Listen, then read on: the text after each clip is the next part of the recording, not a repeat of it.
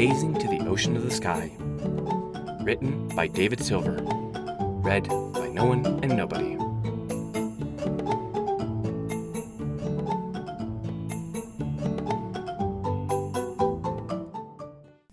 Chapter 9. Neither Quill nor Sofa. With a soft chime, Starlight entered the store, already looking around. The proprietor appeared ready to greet her when his expression faltered at the large tub following her.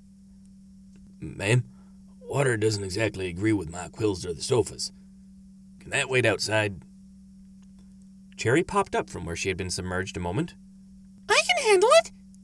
Feeling energized, being so close to getting a watch all of her own, she launched herself free of the pool and flopped wetly to the ground. The energetic motion sent water splashing dangerously.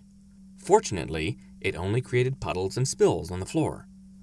The quills and sofas were safe for the moment. Starlight tucked the tub of water outside for the moment. "Sorry for the trouble. We're just looking for some clocks." "You mean watch, right?" Cherry tilted her head a little as she righted herself. "We heard you had wall watches." The new pony smiled at the exotic sea pony. "Hello there. Are you new in town? I'm Davenport, and it's nice to meet you." He offered a hoof. "Oops, one moment." She whipped out a wrench and got to tweaking just enough to get her hind legs to deploy against the ground before she could offer a hoof without wobbling dangerously. "Nice to meet you too. I'm Cherry, and I'm hunting for watches." Starlight shook her head. "A watch and a clock are about the same thing. But clocks are meant to remain still, while watches are more often worn on a pony for timekeeping on the go." Cherry frowned with thought. "That means clocks are probably bigger, right?" Starlight nodded. "Then a clock is good.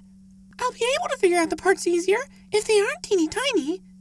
The idea of disassembling a clock made Davenport raise a brow, but it wasn't his bits on the line. "We have a small selection of clocks, meant to add some dignity to the room. This way."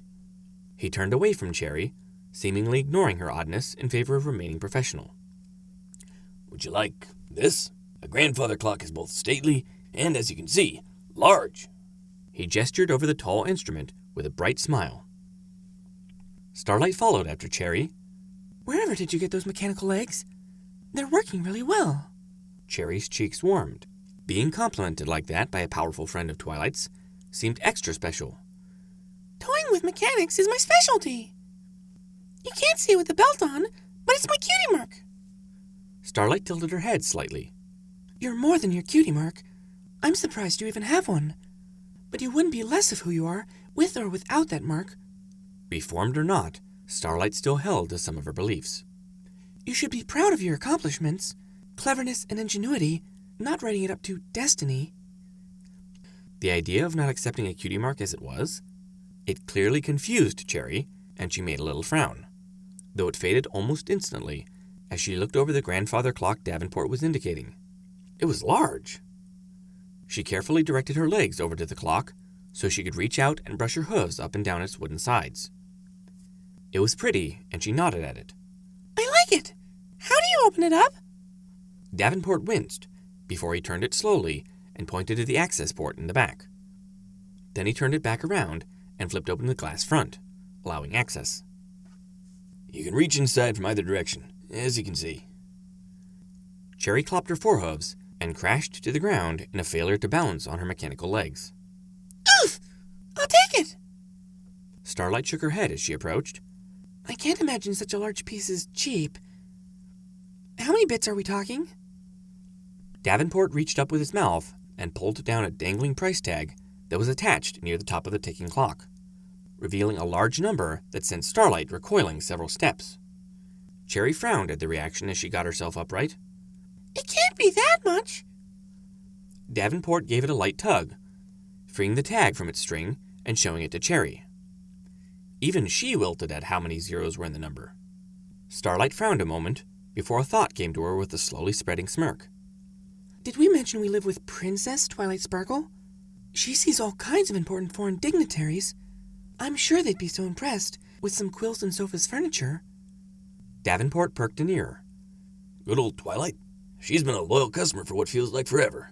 She keeps the quill part of things thoroughly in business." He glanced between the two a moment, if it's for her. Cherry brightened with hope. Oh, it is! She said I was a guest. Starlight leaned forward with a little smile.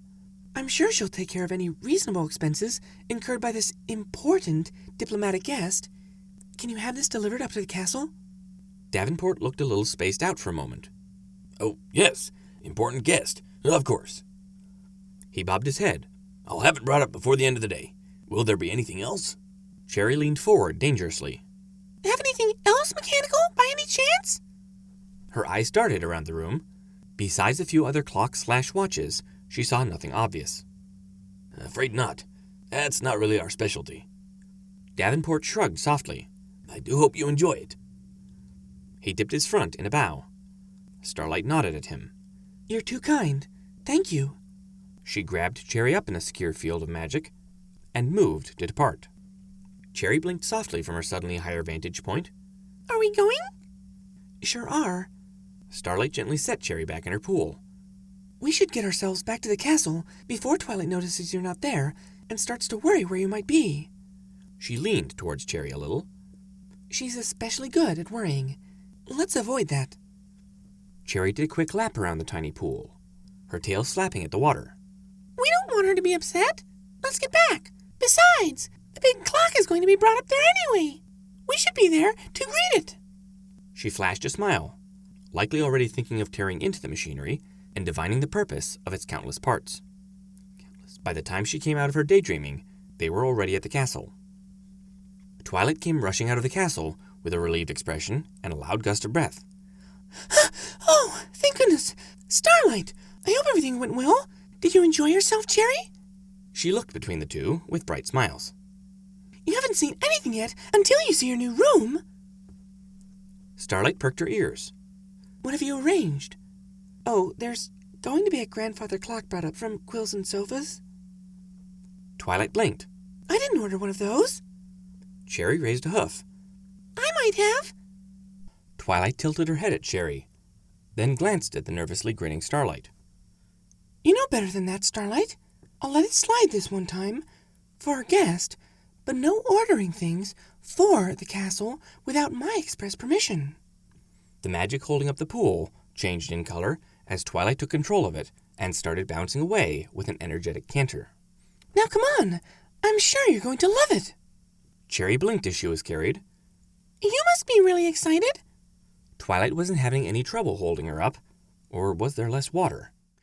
Cherry splashed a little at the water, quickly determining that there was indeed less water, lost to splashing and evaporation over time. She hoped whatever room Twilight prepared wouldn't have that problem. Wow! They were at the edge of a submerged room. It was still tiny compared to, say, the ocean itself, but compared to the pool she had spent the day in, it seemed like a small piece of home. Twilight was smiling brilliantly. This is actually the second-story door to this room. I flooded the entire first floor. And it's yours while you stay here with us. I even pH balanced the water to the average sea level. She clapped her hooves excitedly. I plan to get some plants and small fish for you and even have an aerator to keep the water fresh. Twilight thrust a hoof to where bubbles rose from the depths constantly. Starlight whistled softly. You've gone all out. Her expression turned understanding, even as her brows waggled. You always do. You have a book on it? Twilight glanced away. What? I mean, of course. She lowered the tub until it floated on the surface of the water, from which Cherry launched easily into the water and began exploring her new home. Starlight shook her head a little. How do you have a book on what sea ponies need? Twilight's smile turned a little nervous as a book appeared beside her. The book was not about sea ponies, but how to create large fish tanks for ocean-dwelling fish. I figured it was close enough to keep her happy. Cherry suddenly broke the surface, soaring through the air with her momentum before she came down and surfaced smoothly, her head above the surface and the rest concealed. I love it! It's not the ocean, but it's as close as any place in the dry is ever going to be. You're the best, Twilight. Thank you for taking me around, Starlight. Her hooves came up, clopping excitedly. Dry ponies can be so thoughtful. I'm glad I ran into you two. Starlight dipped her head towards their guest. We're both happy to have you, I'm a guest here too, so I know what you're going through, in part. If you have questions getting around, let me know, and we'll get it straightened out. Twilight nodded. That goes for me or Spike as well. Even if you feel overwhelmed, you won't bother us with your questions. Promise. Once his name was uttered, Spike came running. Twilight, letter! He was waving a scroll excitedly in a clutched claw. It came from Celestia!